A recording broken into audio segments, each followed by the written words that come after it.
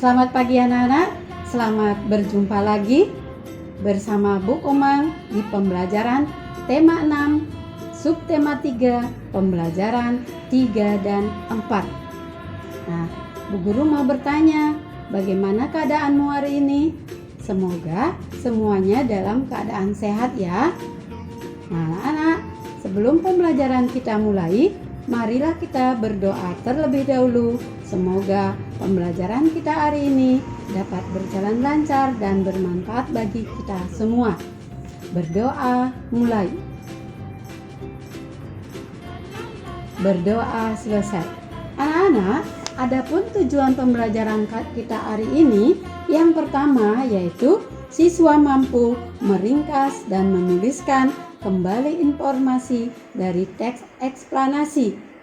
Kedua, siswa mampu menjelaskan jenis-jenis permasalahan sosial yang terjadi di lingkungan masyarakat. Yang ketiga, siswa mampu menjelaskan akibat tidak adanya penerapan tanggung jawab di masyarakat dan di sekolah. Nah, untuk lebih jelasnya, mari kita perhatikan tayangan berikut ini. Anak-anak, sekarang kita belajar pendalaman materi tema 6, panas dan perpindahan. Nah, pertama yaitu meringkas teks eksplanasi. Apa yang maksud dengan ringkasan anak-anak? Nah, ringkasan adalah intisari dari suatu teks yang terdiri atas pokok pikiran tiap paragraf. Perhatikan langkah-langkah dalam membuat ringkasan berikut. Pertama, bacalah teks dengan seksama. Kedua, identifikasi pokok pikiran dari setiap paragraf. Ketiga, tuliskan pokok pikiran yang kamu temukan menggunakan bahasamu sendiri. Gunakan bahasa yang baik dan benar. Keempat, rangkailah kalimat-kalimat pokok pikiran tersebut menjadi sebuah paragraf yang padu dan mudah dipahami. 5. Periksalah kembali kata-kata yang belum sesuai dengan kosakata baku dan ejaan yang sesuai dengan kaidah yang baik dan benar. Itulah tadi cara meringkas teks eksplanasi. Nah, selanjutnya kita akan menuliskan kembali informasi dari teks eksplanasi. Untuk dapat menuliskan kembali informasi teks, kamu perlu membaca dan memahami teks tersebut secara keseluruhan. Berikut langkah-langkah untuk menuliskan kembali isi teks. 1. Perhatikan judul dan tema dalam teks. 2. Bacalah teks dengan seksama dan cermat. 3. Identifikasi pokok pikiran yang terkandung dalam tiap-tiap paragraf. 4. Tuliskan kembali pokok pikiran tersebut menggunakan bahasamu sendiri sesuai kaidah penulisan yang benar.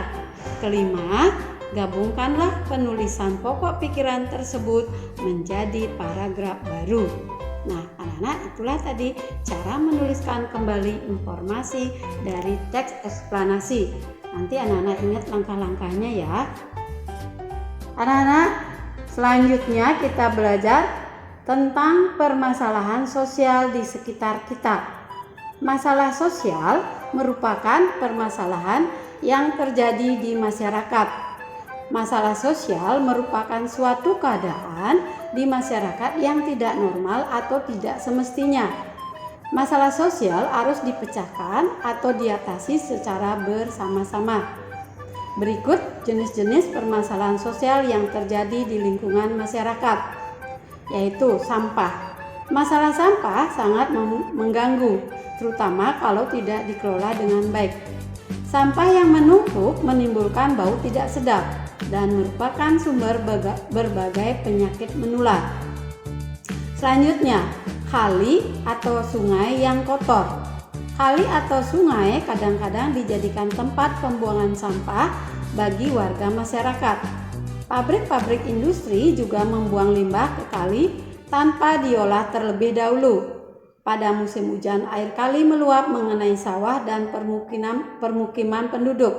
Akibatnya membuat masyarakat tidak nyaman.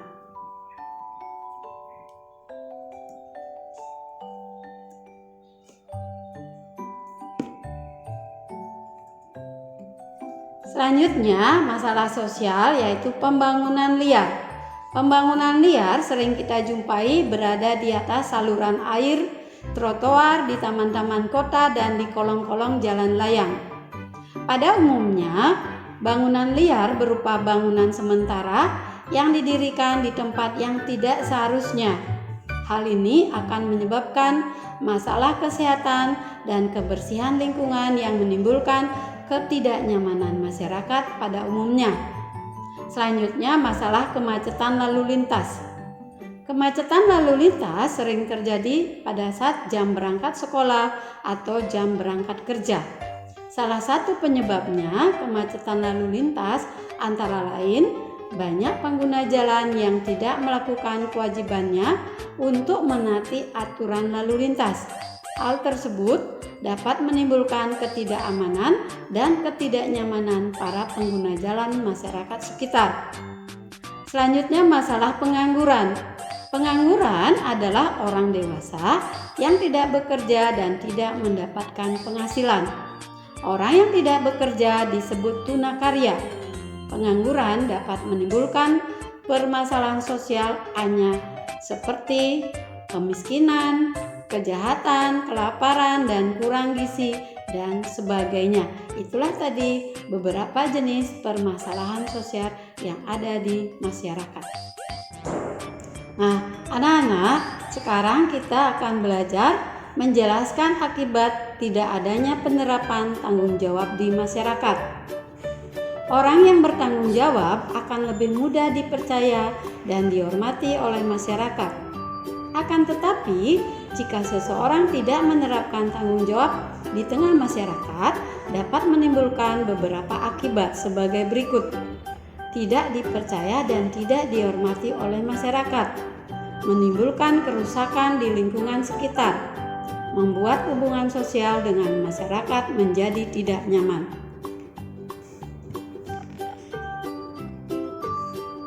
Nah, selanjutnya kita akan menjelaskan akibat tidak adanya penerapan tanggung jawab di sekolah. Sikap tanggung jawab tidak hanya perlu dilakukan di lingkungan masyarakat, namun juga di lingkungan sekolah. Tanggung jawab di sekolah tidak hanya dilakukan oleh siswa, tetapi juga seluruh warga sekolah, dan setiap warga sekolah memiliki tanggung jawab masing-masing. Sebagai siswa, kita harus bersikap bertanggung jawab seperti mengumpulkan tugas tepat waktu dan mengerjakan piket kelas sesuai jadwal. Namun, jika tanggung jawab tidak diterapkan dengan baik, maka hal tersebut akan menimbulkan beberapa akibat. Misalnya, kelas menjadi kotor karena tidak ada kesadaran untuk membersihkan kelas, mendapatkan teguran dari guru karena tidak mengumpulkan tugas tepat waktu, dan dijauhi atau tidak dihormati oleh teman. Sekian pembelajaran kita hari ini. Nah, bagaimana perasaanmu selama mengikuti pembelajaran tadi? Semoga semuanya bermanfaat dan menyenangkan ya. Nah, sekarang kita akan membuat kesimpulan dari pembelajaran. Pertama, meringkas teks eksplanasi dengan cara membaca teks dengan seksama atau keseluruhan. Masalah sosial merupakan suatu keadaan di masyarakat yang tidak normal atau tidak semestinya. Masalah sosial harus dipecahkan dan diatasi bersama-sama. Orang yang bertanggung jawab akan lebih mudah dipercaya dan dihormati. Sebaliknya, orang yang tidak menerapkan tanggung jawab maka tidak mendapat kepercayaan di tengah masyarakat atau tidak dipercaya. Baiklah anak-anak, demikian pembelajaran kita hari ini, dan kita tutup dengan doa. Berdoa dimulai. Berdoa selesai. Terima kasih anak-anak. Sampai jumpa. Dah.